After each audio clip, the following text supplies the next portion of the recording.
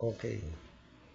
Itong bangag na politiko, matatalinong totoo, nagbubulag-bulagan, nagbibingi-bingihan, trilyon pondo ng bayan, ibinulsa ng tuluyan, kawawang inang bayan na lugmok sa kahirapan. Bakit sila ganun? Bakit sila ganun? Tayong nahihirapan, silang nasa sarapan. Di ba? Wala nang pag-asa. Yung una,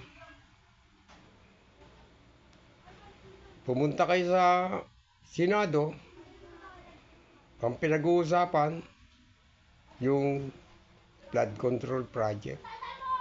Meron pa nauna dyan, tinuro na nga yung mga ano. May nag-witness pang mali-malit ang pera. Pero nung sabi nyo, walang ebidensya, walang kwenta. Ngayon, yung mga umaakusa, yung mga nagtuturo, yun ang ikinulong. Diba? Tapos yung pinag-iinitan, yun na maiwan, yung medyo ibang sanggandikit, mag-witness ka na lang. Ang pangit, ano? Tapos, ang gagawin nyo, dadivers nyo, ililipat nyo sa China. Matagal na yan eh. Pagka nagkakabukuhan, China, gera, diba?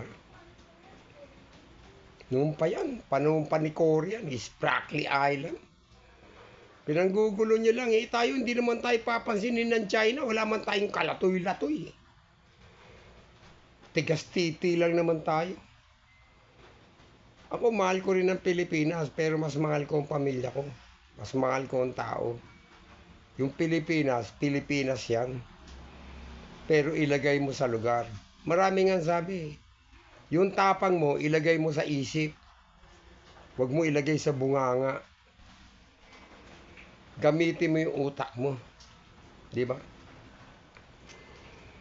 Ngayon, medyo sumesemplang yung China nyo. Ito na naman, pasok na naman sa ICC. Ano na naman. Para ma-diverse lang, ganun yung style nyo eh. Tapos, eto pa. Ha? Yung kay Sara, pasok nyo naman. Sabihin nyo, yung Supreme Court, mali yung desisyon. Bakit ibinasura? Dapat hindi. Diba? Sabi nyo, bias yung Supreme Court. Kumakampi kay Sara sa mga Duterte. Pangit. Halatang-halata naman kayo. Itinuro na si Bongbong. Itinuro na si Tambaloslos. Romualdez. Yung Tambaloslos, yung Romualdez. Tapos itinuro pa yung anak niya. Si Sandro Marcos.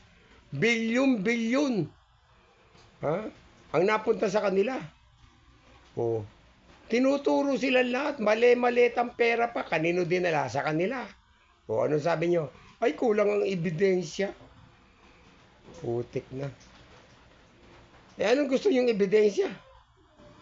Lahat na nga nang hinuhuli nyo, lahat ng kinakasuhan nyo, siyempre tatanong nyo, saan mo dinadala ang pera? Doon po. Ay, hindi totoo yan. Huwag mo ituro yan. Kulang ang ebidensya dyan. Kasi baka magalit yan. Putik. Tapos pagdating kay Sara, pipilitin yung ipasok yung impeachment. Paano may impeach yung tao? 125 million. Confidential. Pag sinabing confidential, wala. Confidential nga eh. Nangailangan ka, yan, ibabawas dyan. May nasunog, ibabawas dyan. Nagkaroon ng lindol, ibabawas dyan. Kaya nga confidential, ganyan. Hindi yung bibigyan ka ng pera, alam mo, sa linggo maglilindol. Sa Lunes magkakaroon ng sunog. Yung utak nyo, hindi namin alam. Taka kami ba matalino? O itong mga senador? O itong kongresista? Hindi nila alam eh. Pinipilit nilang ninakaw daw. 125 million, eh dito lang yung kapitbahay namin eh. May sariling swimming pool. Yung bahay niya, umabot ng 200 million. Oo. Ano lang yun ha? Pangkaraniwan lang yun dito. Milyon-milyon ng pera din nila. Bahay nila lalaki. Milyon-milyon. Kasi sa panahon ngayon, milyon na ang pinag-uusapan. Pangkaraniwang tao, meron ng milyon. Oh, hindi bilyon ha. Samantalang yung inililigtas nyo, yung pinagtatakpan nyo, bilyon ng pera. Trilyon ng ninakaw. Confidential niya, 4.6 billion. Hindi niyo tinatanong. Samantalang kay Sara, DepEd. Alam niyo yung DepEd? Hindi mo alam? Ako magsasabi kung ano yung DepEd. Yan yung sa eskwelahan. Silang nangunguna para sa pagtulong sa mga nasasalanta. Ano ba mga kailangan sa eskwelahan? Ano ba dapat gawin? Saan kukunin yung pera? Di sa confidential. Buong Pilipinas yun. Dito lang sa Cainta, yung 125 million kulang eh. Tapos ibinasura yung kaso. O sasabihin mo, Soto, mali. Ipapatawag natin yan mga na yan. Kailangan may ipatawag yan. Kakasuhan natin sila. Mali yung ginagawa nila. Ngayon, ikaw ang kinasuhan. Dahil dadami kayo. Manggugulo kayo sa mundo, sa Pilipinas. Guguluhin nyo yung Pilipinas. Dahil sasabihin nyo, ang Supreme Court, huwag paniwalaan. O kinasuhan ka, ano sabi mo? Bakit ako lang? Marami din dyan, di ba, nagsalita? Yung marami nagsalita, haka lang. Pero sa'yo talagang pinagtitibay mo at pinatutunayan mong walang kinalaman yung mga Supreme Court, mga bobo sila. Mas magagaling pa yung mga bata.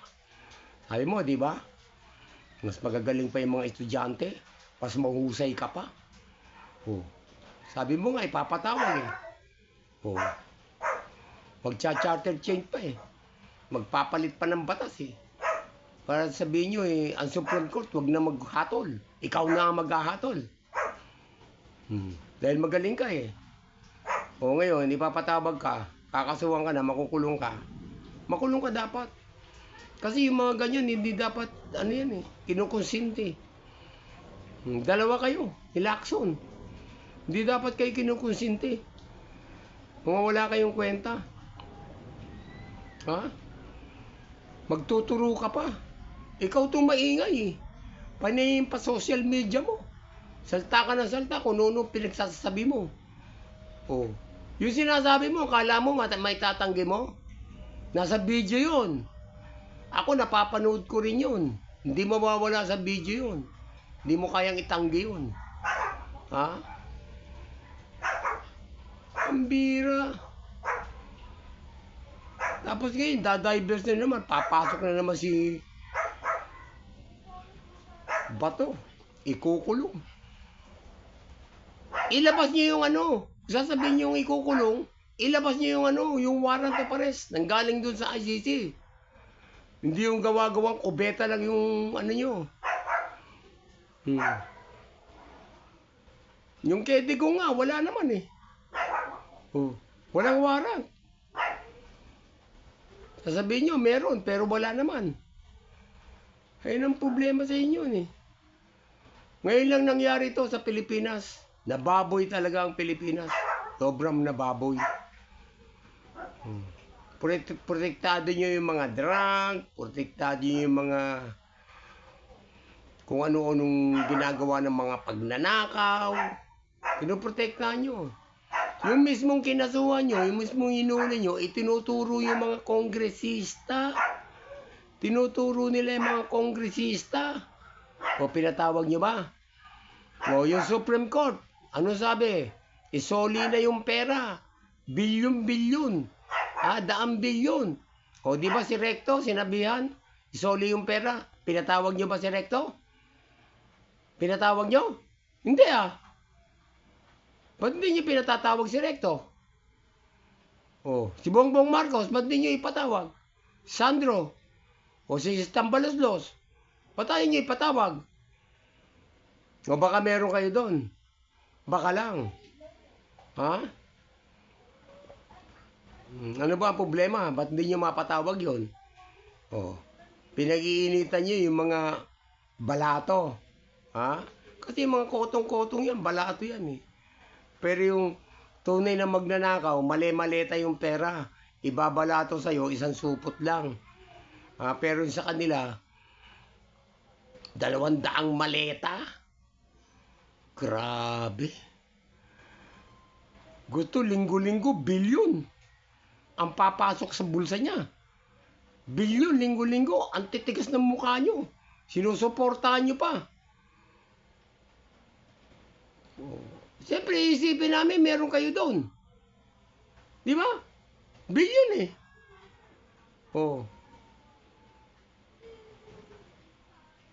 Dapat tumigil na kayo dyan.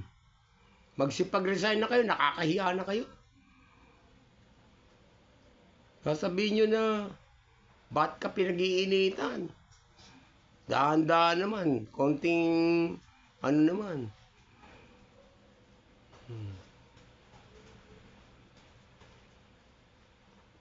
Wala talaga.